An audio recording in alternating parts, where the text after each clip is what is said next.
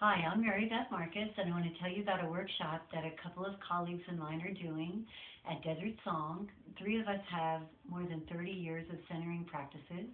So we're going to do an all-day retreat that basically will help you move into those centering practices, which we will share. And then those centering practices like yoga and conscious movement. We're going to do some meditation, yoga nidra, some breathing techniques. And with that, we then will get very centered. And when you get centered, you move into that inner guidance inside you. Once there, we'll create a vision board journal.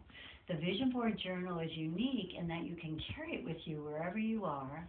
The inside covers will be sort of what you want to create with inside yourself. And the outside will be what you want to cultivate or bring into the world. What do you want to create in the world?